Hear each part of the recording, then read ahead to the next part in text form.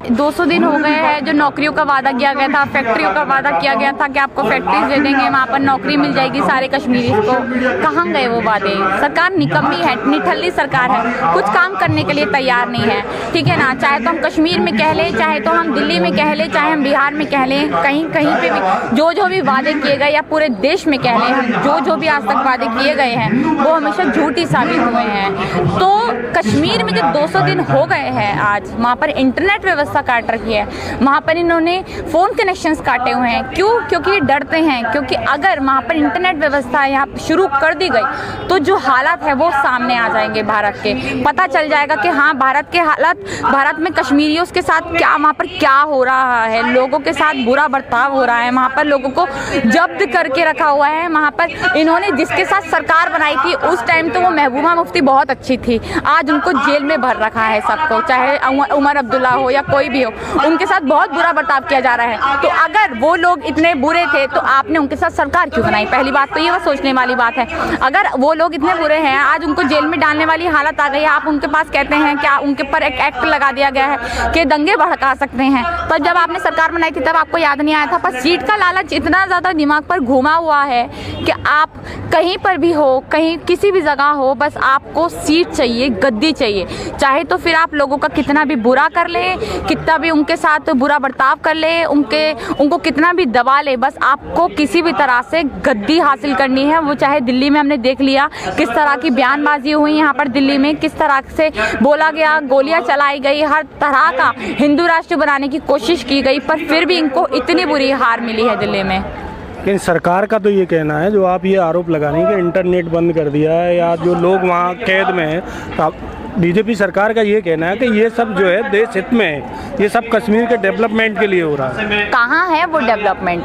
Development में कितना time लगता है? कितना टाइम लगता है? 6 महीने हो गए ना, 200 दिन हो गए ना, तो कहाँ है वो डेवलपमेंट? कुछ तो किया हो आपने। चलिए ठीक है, आप डेवलपमेंट कीजिए यार, आपने 370 हटा दी वहाँ से, इतना भी लोगों ने सहन कर लिया, तो आप कम से कम वहाँ से इंटरनेट व्यवस्था तो खोलिए। वहाँ पे जो लोग बच्चे यहाँ पर परेशान हैं, जो अपने माँ बाप से नहीं मिलते, माँ बाप से बातें नहीं कर पाते हैं, उनके लिए तो कम से कम कुछ सोचिए। देश का जब हर व्यक्ति आपके लिए समान है, देश हित के लिए आप कर रहे हैं ना बातें, जब व्यक्ति समान है, सारे लोग समान हैं, तो क्यों आखिर आप उनको इतनी प्रॉब्लम फेस करने दे रहे हैं? आप उनके लिए कुछ सोचिए, आप उनके लिए आगे आइए, बोलिए कि हाँ, हमने 370 हटा दी, हम वहाँ पे इंटरनेट व्यवस्था खोल रहे हैं, वहाँ पर सब कुछ नॉर्मल हो गया है, पर ये डरते हैं। तो सरकार तो ये कहती है आप इंटरनेट को लेकर इतना हंगामा क्यों मचा रहे हैं? इंटरनेट अगर ऑन हो जाएगा तो कानून व्यवस्था बिगड़ सकती है, इसलिए अभी उसको कंट्रोल में रखने के लिए इंटरनेट शटडाउन। तो मतलब ये खुद जानते हैं ना कि कानून व्यवस्था बिगड़ सकती है, इसका मतलब आपको पता है कि इंटरनेट खुल जाएगा तो वहाँ पर आपकी सच्चाई सामने आ जाएगी। यही बात हो गई ना, जब ये खुद ही मान रहे हैं, ये खुद एक्सेप्ट कर रहे हैं कि भैया। इनका कहना ये है कि जैसे अभी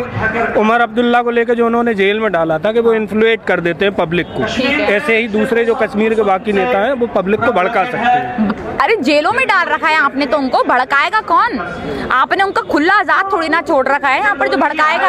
अब वो जेल के अंदर बैठ के इंटरनेट थोड़ी ना चला लेंगे, है ना, वो तो जेल के अंदर है, आपने उनको जेल के अंदर भर रखा है। और वहाँ पर जो नॉर्मल लोग हैं, जैसे यहाँ के स्टूडेंट्स हैं जो यहाँ पर कश्मीर के लिए अभी बच्चे आए हुए हैं, वो अपने घर नहीं जा पाते हैं, अपने घर से फ़ोन पे बात नहीं कर पाते हैं। सोचिए उनके माँ बाप कितने परेशान होंगे। हमारे माँ बाप हमें थोड़ी सी रात हो जाए जाने में तो 10 कॉल लगा देते हैं यार, मतलब इतना टाइम हो गया, 6 महीने से बच्चे ना वहाँ जा पाते हैं, हमारे दोस्त वहाँ जाते हैं तो फ़ोन बंद हो जाते हैं वहाँ पे, यहाँ पर आते हैं तब ऑन होते हैं उनके फ़ोन, तो हम कहते हैं कहाँ फ़ोन ऑन, कैसे बंद था फ़ोन, तो बोला कश्मीर में तो फ़ोन ऑन ही नहीं हो सकता। ये तो खुद आँखी देखी बात है। तो बहुत बुरे हालात हैं, या तो कश्मीर में कह ले, जो है तो देश के हम हर हिस्से में कह ले, बहुत बुरे हालात हैं। सिर्फ मुस्लिम वर्ग को, दलित वर्ग को ये दबाने वाला कानून ला कर आए हैं, या तो NRC हो, CA हो, इस मुद्दा हो, या तो फिर 370 हटाना हो, ट्रिपल तलाक हो, जिस तरह के भी इन्होंने कानून लाए हैं, वो आखिर क्यों मुसलमानों के ही कानून है? क्यों आखिर उसी, अगर आपने बोला 370 हटाने वाली मुसलमानों की वो नहीं है, पर 370 जहाँ से आपने हटाई वो मुस्लिम बहुल इलाका है, कश्मीर जो है वो मुस्लिम बहुल इलाका है। लेकिन सरकार का कहना है आप क्रोनोलॉजी जो है ना उनकी वो समझ नहीं पा रहे हैं। अच्छा, सरकार जो डिलीवर कर रही है वो देश हित में है। अच्छा, क्रोनोलॉजी आप समझाइए हमें आके, जो ये क्रोनोलॉजी है ना इनकी, जो कहते हैं हमारे अमित शाह जी की क्रोनोलॉजी को, या फिर नरेंद्र मोदी क्रोनोलॉजी को समझिए। ये तो वही लोग हैं, देखिए अनपढ़ है ना बिल्कुल, जी वही लोग हैं जो कह रहे थे कि हमने वहाँ पर हमला कर दिया ताकि रडार में ना आए, बादलों के अंदर हो गया ताकि रडार में ना आए। जो साइंटिस्ट, सबसे बड़े साइंटिस्ट तो यही है ना, नासा के साइंटिस्ट तो यही है ना हमारे प्रधानमंत्री जी। तो मतलब इनको खुद भी नहीं पता होता ये क्या बोल रहे हैं। क्रोनोलॉजी को समझिए, हम समझ जाएंगे। आप आके कुछ समझाइए तो सही हमें। आपको जब कुछ समझाएंगे नहीं तो हम क्रोनोलॉजी समझेंगे कहाँ से? आप क्रोनोलॉजी उन्होंने समझाने की कोशिश की है, लेकिन दिल्ली की जनता वो समझी नहीं। हाँ, जैसे उन्होंने कहा था कि दिल्ली का एक हिस्सा काट रखा है, इसको कश्मीर बना दिया है, इसको पाकिस्तान बना दिया है। शाहीन बाग के बारे में जो उन्होंने कहा था, उस पर आप क्या कहेंगे? हाँ देखिए ना, इन्होंने ये बोले कि क्रोनोलॉजी की, इनका क्रोनोलॉजी एक ही चीज है, वो है हिंदू राष्ट्र। आप हिंदू राष्ट्र को समझिए, आप हिंदुओं को समझिए, आप मनुस्मृति की सोच को समझिए। चलिए हिंदू राष्ट्र ठीक है, लेकिन रोटी तो हिंदू राष्ट्र में भी लगेगी ना पब्लिक को, रोजगार तो तब भी लगेगा। हाँ वही तो, देखिए अगर आपकी क्रोनोलॉजी लोग समझ गए होते, या फिर आपका जो इतनी अच्छे बात है, आपने बोला पाकिस्तान की बात हो गई, शाहीन बाग के लिए बटन दबाने वाली बात हो गई, करंट वाली बात हो गई। अगर आपकी क्रोनोलॉजी अगर हिंदू भी समझ गए होते ना, हमारी मतलब अगर क्या कहते हैं दिल्ली के हिंदू भी समझ गए होते, तब भी आपको 8 से तो बहुत ज़्यादा सीटें मिलती हैं यहाँ पर आपको इस बार हिंदुओं ने, जिसके लिए आप इतने बड़े बड़े वादे करते हैं, वो भी आपकी बातों से उग गए हैं। बिल्कुल वो भी आपकी बातों से नफरत करते हैं, इसीलिए आपको इतनी बुरी हालत। दरअसल उनका कहना है जो देश विरोधी लोग हैं ना, वो बीजेपी के या संघ के खिलाफ वही लोग हैं जो देश के खिलाफ। हाँ वही तो, अभी वैसे आरएसएस के एक इंसान ने कहा था, मतलब अच्छी बातें कही उन्होंने कि हिंदू राष्ट्र का मतलब, हिंदू का मतलब बीजेपी नहीं है। तो ये बात ये बीजेपी वाले अपने दिमाग में बैठाकर सोच लें कि हिंदुओं का मतलब या हिंदू राष्ट्र का मतलब बीजेपी नहीं होता है। हिंदू राष्ट्र आप अलग रखिए, आपको रखना है तो, और बीजेपी का अलग रखिए। अगर हम यहाँ पर प्रधानमंत्री की बुराई कर रहे हैं तो इसका मतलब हम भारत की बुराई नहीं कर रहे हैं। हमारा जो प्रधानमंत्री वो भारत नहीं है। देखिए नीतियों की आलोचना करना हमें कॉन्स्टिट्यूशन देता है, बट कॉन्स्टिट्यूशन हमें ये भी राइट देता है कि आपको अधिकार है राइट टू एजुकेशन का, आपको पढ़ने का अधिकार है, राइट टू इन्फॉर्मेशन का, आपको इन्फॉर्मेशन का अधिकार है। तो अगर हम राइट टू इन्फॉर्मेशन का अधिकार हमें आप करते हैं, या फिर हम आर्टिकल 15 में देख लीजिए, आर्टिकल 15 में तो हमें अधिकार है ना कि हम सब बराबर हैं। तो आखिर क्यों हमारे साथ ऐसा होता है? क्यों दलितों को मुस्लिमों को अलग बांटा जाता है ना? इसके आर्टिकल 15 इसके ऊपर वो एक मूवी भी आई, उसमें देखा गया कि दलितों के साथ कितना बुरा किया जाता है। ये ऊंचा वर्ग कितना बुरा करता है दलितों के साथ, मुसलमानों के साथ। तो अगर आपके लिए सब बराबर हैं तो आप क्यों बांट देते हैं इन चीज़ों को? फिर आप क्यों कहते हैं कि अगर हमारे कॉन्स्टिट्यूशन में ये है ना कि आप आलोचना नहीं करेंगे, तो हमारे को जानने का अधिकार है कि आप जो कानून लाए हैं, आप जो नीतियाँ लाए हैं, आखिर ये हमारे लिए किस तरह काम करेंगी। आपने 370 हटा दो थी, आप हमें ये बताइए कि 370 हटाने के बाद आप कश्मीर के लिए क्या क्या करेंगे? और करेंगे भी तो आपने बोला फैक्ट्री बन जाएगी वहाँ पर। इतने ज़्यादा इनके पास जेएनयू को देने के लिए पैसे नहीं थे, वहाँ पर फैक्ट्री बनाने के लिए। ये मुसलमानों के लिए कभी कुछ नहीं कर सकते, ये दलितों के लिए कभी कुछ नहीं कर सकते। जेएनयू की आपने बात की है, तो एज ए यूथ, इस देश के एक नागरिक के तौर पे, एक युवा नागरिक के तौर पे, जेएनयू पे लेकर जो सरकार की तरफ से बयान आते हैं, या सरकार जो ये कहती है कि लोग जो है हमारी बात समझते नहीं है, लोगों को भ्रमित किया जा रहा है, जैसे सीएए एनआरसी के मुद्दे पे लेकर हो, या एनपीआर के मुद्दे पे हो, या फिर जेएनयू के मुद्दे पर लेकर, उनका ये सीधा आरोप रहता है। जेएनयू वाले, कांग्रेस वाले, आम आदमी, मतलब बीजेपी के अलावा जो भी लोग हैं, वो जनता को भ्रमित करने, युवा जो है सब सोच और समझने की वो क्षमता नहीं रखता है जो सरकार की नीतियों को सही तरीके से समझ पाए। ठीक है, देखिए हमारे प्रधानमंत्री से बहुत ज़्यादा पढ़ा लिखा जेएनयू का हर एक बच्चा है, डीयू का हर एक बच्चा है, एएमयू का या फिर जामिया का हर एक बच्चा है, हमारे राष्ट्र क्या कहते हैं, हमारे गृह मंत्री से पढ़ा लिखा हर बच्चा है।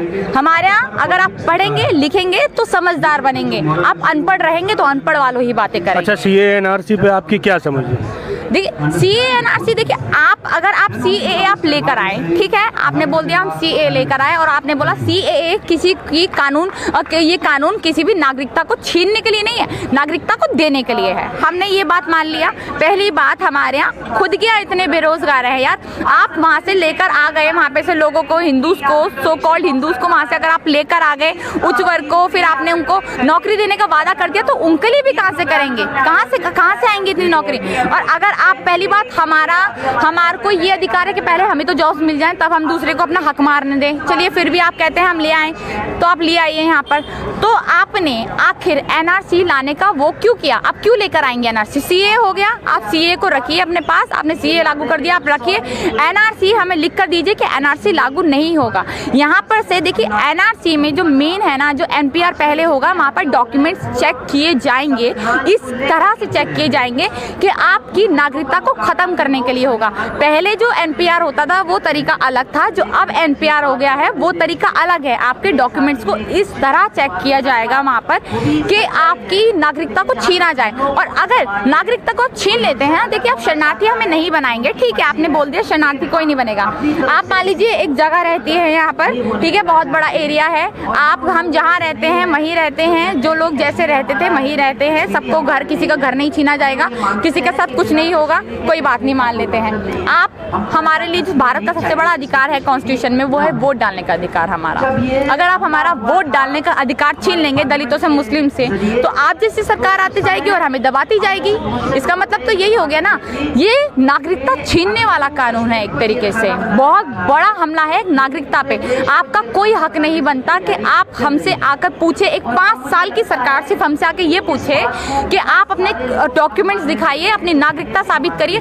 कितने लोग, कितने पुराने लोग हैं, हम रियासतें देख लीजिए मुसलमानों की, कि कितनी ताजमहल हो गया, लाल किला हो गया, ये सब मुगलों ने ही बनाए हैं, और आप उनसे ही आकर आज पूछेंगे कि अपनी आप नागरिकता दिखाइए, आप बताइए कि आप हैं कौन, आप कहाँ से आए हैं, या फिर आप पाकिस्तान से हैं। जब हमारा बंटवारा वो तो कहते हैं ये तो दुनिया भर में चलता है, दुनिया के सभी देशों में इस तरीके का कानून है जो वो लेकर आ रहे हैं। एनआरसी तो कहीं नहीं है, खैर कहीं भी नहीं है, हमें भी मालूम है एनआरसी कहीं नहीं है, और अगर है भी तो आप सरकार हमें दिखाइए कि कहाँ है एनआरसी, कहीं भी नहीं है। और ये सिर्फ नागरिकता छीनने वाला कानून है, नागरिकता देने वाला कानून नहीं है। अच्छा, कल जो केस हुआ हाई कोर्ट में, असम के हाई कोर्ट में, ये 15 डॉक्यूमेंट्स दिखाने के बाद भी एक महिला, शायद जुबैदा नाम है उनका, वो अपनी नागरिकता प्रमाणित नहीं कर पाई है। हाई कोर्ट ने कहा है उनके द्वारा पेश किए गए सभी 15 डॉक्यूमेंट्स नागरिकता साबित करने के लिए पर्याप्त नहीं है। इस पे आप क्या कहेंगे? वही तो मैं बोल रही हूँ आपको इतनी देर से कि हमारे डॉक्यूमेंट्स भी